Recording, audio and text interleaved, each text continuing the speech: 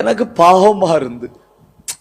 ஒருத்தன் வந்து மன்னிப்பு கேட்கிறானேன்னு பாவமா இருந்து, எனக்கு அது ஒன்றும் பிரச்சனை இல்லை, நான் அதெல்லாம் பெருசா கண்டுகிடல, நான் விட்டுட்டேன், நீ உன் வாழ்க்கை நல்லா வாழுன்னு சொன்னேன். சொன்ன உடனே எங்க வீட்டுல உண்டாக்குன பலகாரம் இதை சாப்பிடுன்னு சொல்லி ஒரு பலகாரத்தை என் கையில தந்தான்.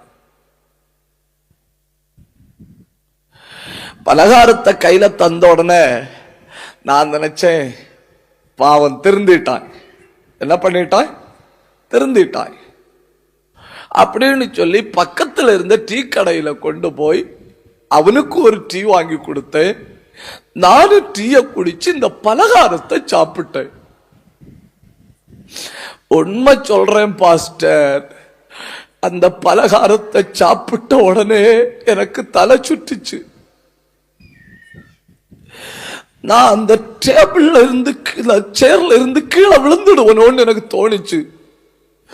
இருந்தாலும் அந்த டீ குடிச்சு முடிக்கிறது வரை நான் என்ன கண்ட்ரோல் பண்ணி உட்கார்ந்துட்டேன்.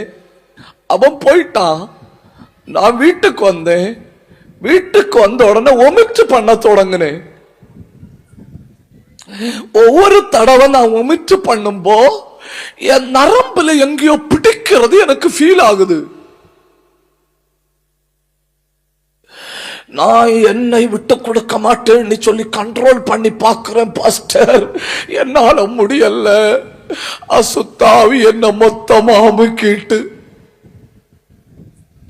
எனக்கு தெரியுது நான் என் அம்மாவை அடிக்க கூடாதுன்னு, எனக்கு தெரியுது என் அம்மா என்னால ரொம்ப கஷ்டப்படுறாங்கன்னு. ஆனா என்னால ஒண்ணும் பண்ண முடியல. நான் கேட்டேன், பிறகு நீ அந்த பையனை பாத்தியா? சொன்னா, பலகாரம் தந்த 4வது நாள் என் வீட்டு பக்கம் வந்தாய். நான் கேட்டேன், வீட்டு பக்கம் வந்து என்ன சொன்னாய்? சொன்னாய், நீ சாப்பிட்டது மந்திரவாதம் பண்ணின பலகாரமாக்கும், உன் வாழ்க்கைய முடிஞ்சு சொன்னாய்.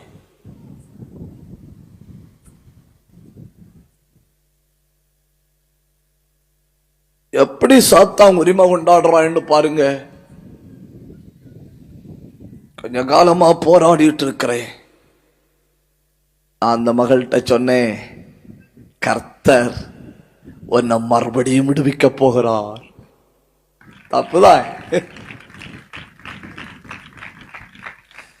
கர்த்தர் உன்னை